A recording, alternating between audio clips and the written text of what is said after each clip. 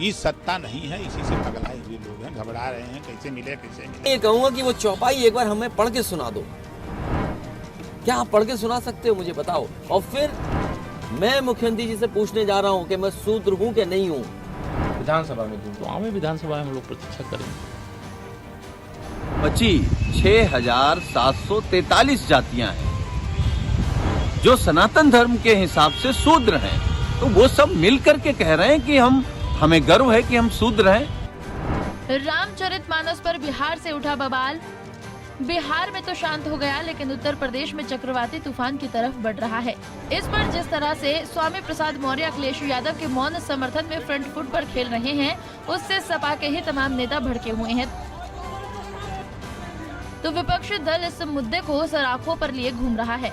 अब तो ऐसा लगने लगा है कि आगामी महीनों में होने वाला निकाय चुनाव और 2024 में होने वाला लोकसभा चुनाव जाति के आधार पर लड़ा जाएगा, क्योंकि जब से अखिलेश ने मैनपुरी में बयान दिया है कि वो योगी से पूछेंगे कि वो शूद्र है या नहीं, तब से इस मामले ने जोर पकड़ लिया है। सुन लेते हैं अखिलेश ने क्या कुछ कहा।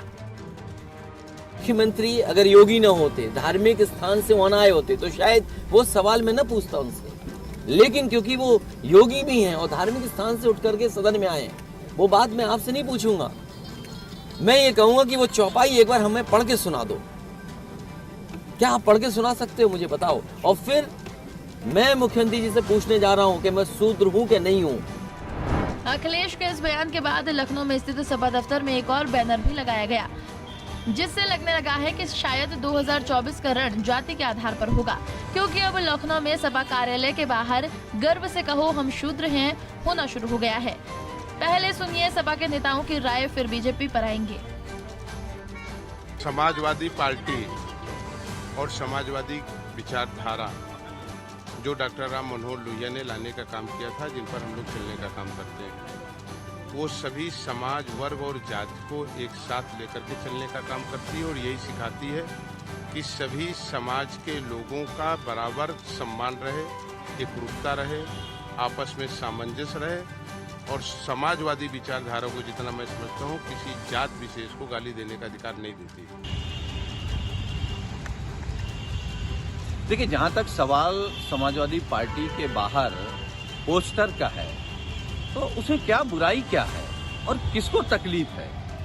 भाई, हम समाजवादी लोग हैं और हम तो सनातन धर्म के बड़े जानकारों से जानना चाहते हैं कि जब सनातन धर्म में 4 वर्ग हैं, एक क्षत्रिय है, एक ब्राह्मण है, एक वैश्य हैं, बाकी सब शूद्र हैं। बची 6,743 जातियां हैं जो सनातन धर्म के हिसाब से शूद्र हैं, तो वो सब मिल करके कह रहे हैं कि हमें गर्व है कि हम शूद्र हैं।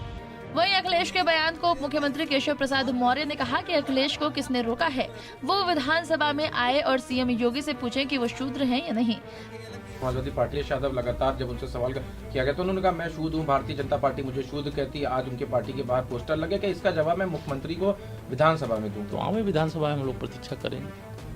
स्वामी प्रसाद मौर्य के बयान से ये लपटें उठी हैं, ऐसे में वो भी सामने आए और फिर वही दोहराई जो बार बार इससे पहले कर चुके थे। मैं सभी धर्मों का सम्मान करता हूँ, रामचरितमानस से भी हमारा कोई मतलब नहीं है।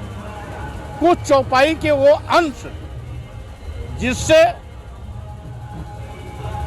इस देश के शूद्र समाज में आने वाली जातियों को जाति सूचक शब्दों का प्रयोग कर नीच कहा गया,